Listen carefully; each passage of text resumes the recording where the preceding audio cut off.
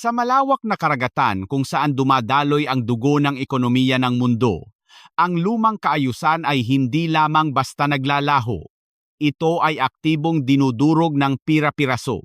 Ang karagatan ang piniling bagong entablado ni Vladimir Putin at ang kanyang mga galaw ay nagpapakita ng isang kalkuladong estratehiya na higit na mabilis kaysa sa kakayahan ng kanluran na tumugon. Habang ang Washington at Brussels ay abala sa pagpapalabas ng mga pahayag at pagpupulong, ang Moscow ay tahimik na naglatag ng isang sistemang bumago sa daloy ng enerhiya ng buong mundo. Ang dagat, na dati ay kontrolado ng mga batas na isinulat ng mga kanluraning kapangyarihan, ay naging isang madilim na sona ng heopolitika, kung saan ang bawat barkong naglalayag ay may dalang mensahe ng pagbabago sa balanse ng kapangyarihan. Hindi ito isang simpleng laro ng pusa at daga sa pagitan ng mga nagpapatupad ng parusa at mga lumalabag dito. Ito ay isang sistematikong pagbuo ng isang imperyong nakalutang na hindi kayang abutin ng mga legal na kamay ng Europa at Amerika.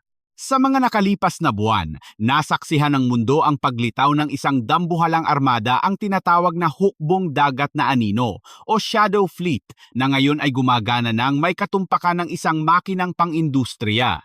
Daan-daang mga lumang barkong pangkargamento na sa normal na kalakalan ay ituturing ng mga bakal na patapon ang binili at muling inayos ng Moscow. Sa ilalim ng mga bagong pangalan at pabago-bagong watawat ng mga bansang malayo sa impluwensya ng NATO, ang mga barkong ito ay umaalis sa mga daungan ng Russia na puno ng langis, tumatawid sa mga estratehikong ruta at nagdadala ng bilyon-bilyong kita pabalik sa Kremlin. Ang estratehiyang ito ay isang direktang sagot sa pagtatangka ng kanluran na sakalin ang ekonomiya ng Russia sa pamamagitan ng pagtatakda ng presyong hangganan o price cap na $60 bawat bariles. Ang lohika ng G7 ay simple: kung lilimitahan ang kita ng Russia mula sa langis, mauubusan ito ng pondo para sa digmaan. Subalit ang realidad sa karagatan ay nagbigay ng isang marahas na sagot. Sa halip na sumunod o umatras, namuhunan ang Moscow ng tinatayang $15 bilyong upang bilhin ang sarili nitong kalayaan sa transportasyon. Ang resulta ay isang sistemang umiikot sa labas ng kontrol ng mga higanteng kumpanya ng seguro at pagbabarko sa London at Geneva. Ang bawat barko sa armadang ito ay isang mahalagang piyesa sa isang mas malaking laro kung saan ang mga parusa ay hindi na hadlang, kundi isang simpleng gastusin sa pagnenegosyo. Ang operasyon ng hukbong dagat na anino ay isang sampal sa mukha ng mga arkitekto ng parusa.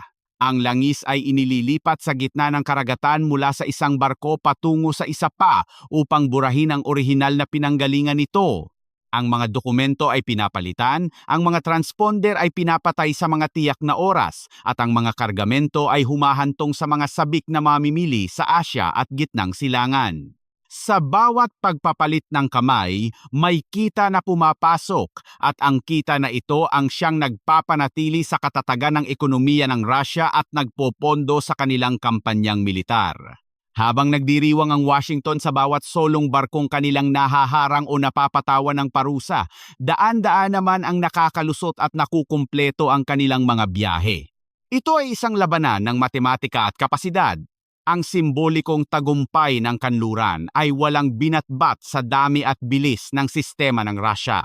Higit pa sa usaping ekonomiya, ang armadang ito ay nagdadala ng isang mas malalim at mas mapanganib na banta sa seguridad.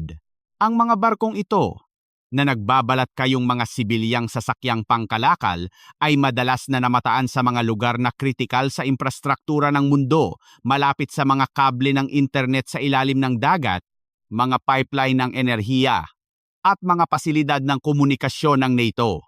Sila ay nagiging mga mata at tainga sa karagatan, nangongolekta ng datos at nagbibigay ng presensya sa mga lugar na dati ay eksklusibong dominado ng mga hukbong dagat ng kanluran. Ang dagat ay hindi na lamang daanan ng kalakal. Ito ay naging isang pinag-isang larangan ng digmaang ekonomiko at paniniktik.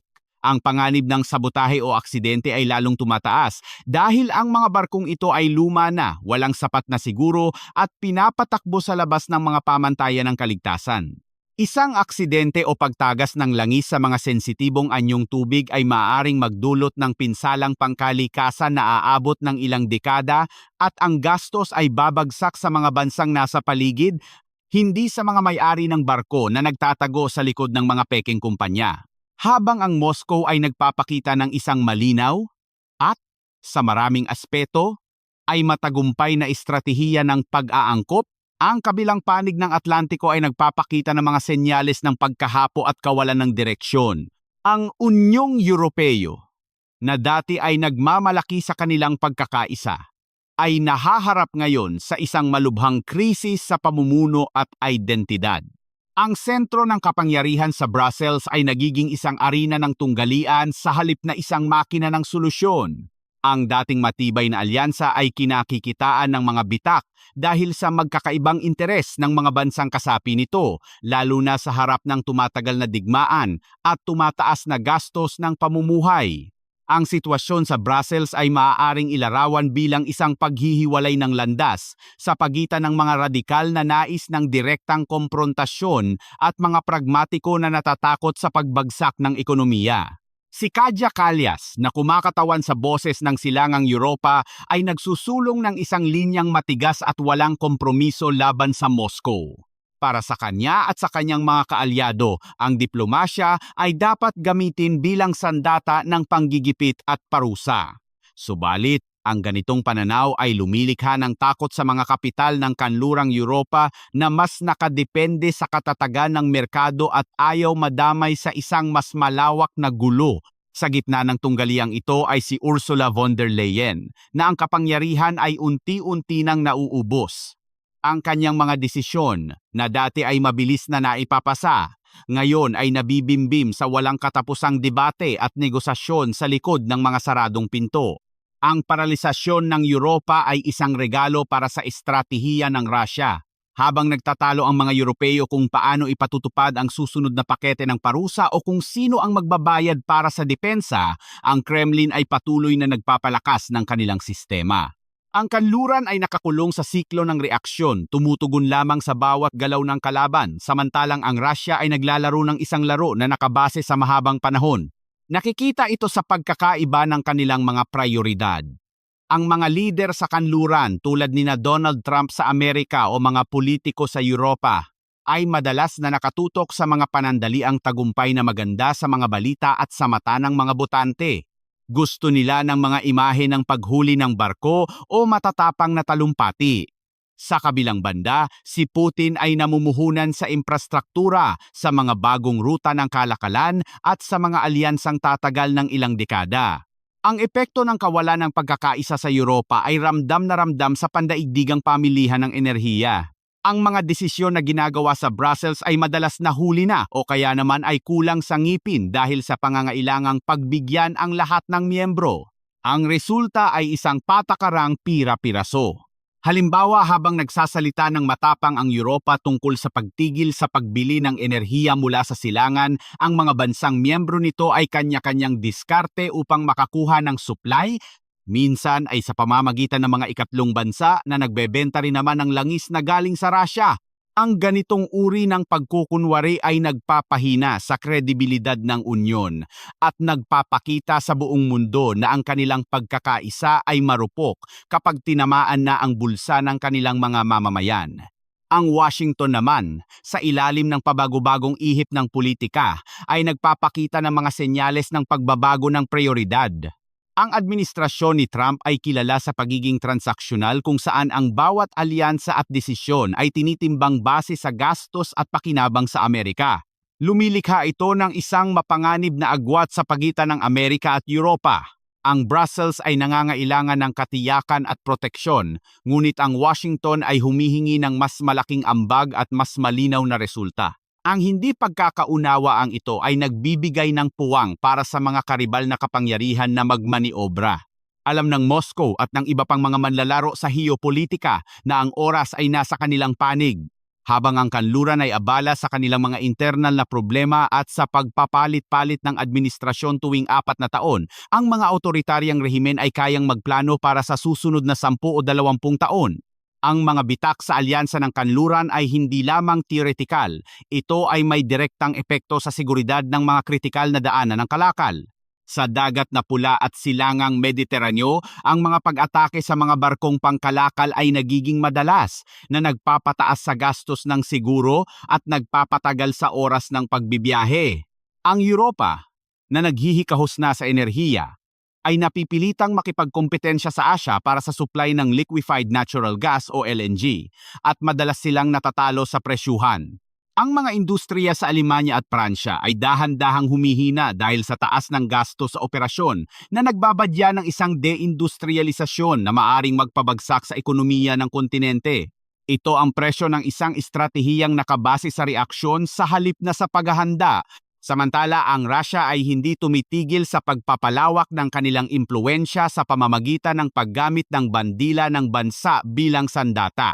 Nang simula ng hukbong dagat na anino ang paggamit ng bandila ng Russia sa halip na mga watawat ng maliliit na bansa, binago nito ang kalikasan ng laro. Ang pagharang sa isang barkong may bandila ng Russia ay hindi na lamang isang isyu ng pagpapatupad ng batas pangkalakalan. Ito ay nagiging direktang hamon sa soberanya ng isang nukleyar na kapangyarihan. Alam ng kanluran na ang bawat hakbang na agresibo laban sa mga barkong ito ay maaaring magdulot ng gantig sa militar, kaya naman nag-aatubili ang mga hukbong dagat ng NATO na gumawa ng marahas na aksyon. Ang gray zone o abuhin na zona kung saan malayang nakakagalaw ang kanluran dati ay unti-unti nang naglalaho pinalitan ng malinaw na banta ng eskalasyon. Sa kabuuan ng unang yugtong ito, makikita natin ang isang malinaw na direksyon. Ang inisyatiba ay lumilipat mula sa mga kamay ng mga tradisyonal na kapangyarihan patungo sa mga bansang handang baguhin ang mga patakaran.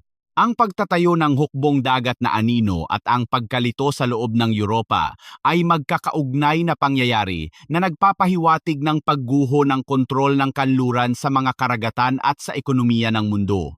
Subalit, ang labanang ito ay hindi lamang nagaganap sa malamig na tubig ng Atlantiko o Baltic.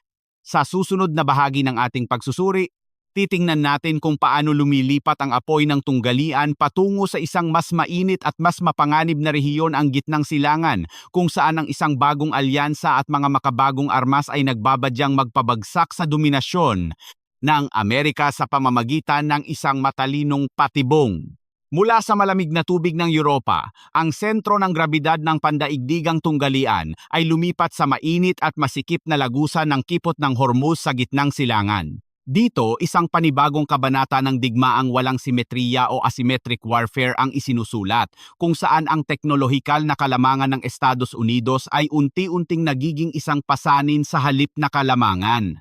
Ang pagpasok ng USS Abraham Lincoln at ang kasama nitong dambuhalang armada sa rehiyon ay inaasahang magpapakita ng lakas at magpapatahimik sa mga kalaban, subalit sa mata ng Tehran at ng mga estratehista sa Moscow, ang pagpasok na ito ay hindi isang pagpapakitang gilas, kundi pagpasok sa isang kalkuladong patibong. Ang makikitid na daanan ng Hormuz ay naglilimita sa kakayahan ng mga higanteng barko na magmaniobra.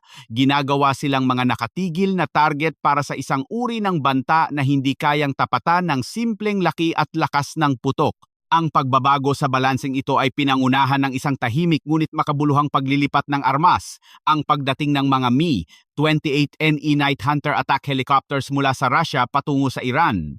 Ang mga helikopter na ito ay dinisenyo para sa isang tiyak na layunin ang manggaso sa gabi, lumipad ng mababa at gumalaw sa mga lugar na hindi kayang abutin ng mga radar. Ang presensya ng Night Hunter ay bumabasag sa matagal ng paniniwala ng Pentagon na ang kalawakan sa mababang altitude sa paligid ng kanilang mga barko ay ligtas. Sa pagdating ng mga sandatang ito, ang bawat operasyon ng Estados Unidos ay kailangang baguhin. Ang bawat paglipad ay may kaakibat na bagong antas ng panganib. Hindi na sila ang nandidikta ng tiyempo, sila na ngayon ang kailangang mag-ingat. Kasabay ng banta mula sa himpapawid ay ang paglitaw ng tinatawag na swarm tactic gamit ang libu-libong unmanned aerial vehicles o UAV na idinagdag ng Iran sa kanilang arsenal. Ito ang tunay na bangungot ng anumang modernong sistema ng depensa. Ang mga drone na ito ay mura, madaling gawin at kayang pakilusin ng sabay-sabay. Ang lohika dito ay purong matematika ng digmaan. Ang isang misil na pambato ng sistemang Patriot o THAAD ng Amerika ay nagkakahalaga ng milyon-milyong dolyar, samantalang ang isang drone ay nagkakahalaga lamang ng ilang libo. Kung magpapakawala ang Iran ng daan-daang drone, uubusin nito ang imbak na bala ng mga barkong Amerikano sa loob lamang ng ilang oras. Hindi kailangang tumama ng lahat ng drone. Ang kailangan lang ay puwersahin ang kalaban na gastusin ang kanilang pinakamamahaling bala para sa mga murang target. Ito ay digmaan ng pag-ubos o attrition.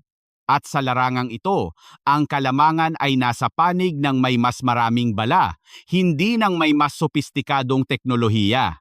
Lalong tumindi ang panganib sa pagpapakilala ng Khorramshahr 4 ballistic missile. Ito ay hindi lamang basta sandata, ito ay isang mensahe na kayang abutin ang mga base militar ng Amerika at ang buong teritoryo ng Israel. Ang bigat ng warhead nito at ang kakayahan nitong umiwas sa mga radar ay naglalagay sa Washington sa isang mahirap na posisyon. Ang pananatili ng kanilang mga puwersa sa rehiyon ay nagiging isang napakamahal na sugal. Bawat araw na nananatili ang USS Abraham Lincoln sa kipot ng Hormuz ay isang araw na nakatutok sa kanila ang libu-libong baril, misil at drone.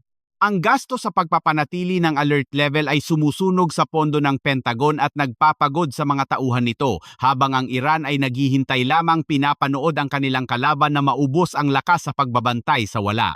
Ito ang klasikong estratehiya ng fleet in being, ang paggamit ng puwersa hindi para umatake, kundi para puwersahin ang kalaban na gumastos at matakot. Ang epekto ng tensyon sa gitnang silangan ay umaabot hanggang sa politika sa Washington.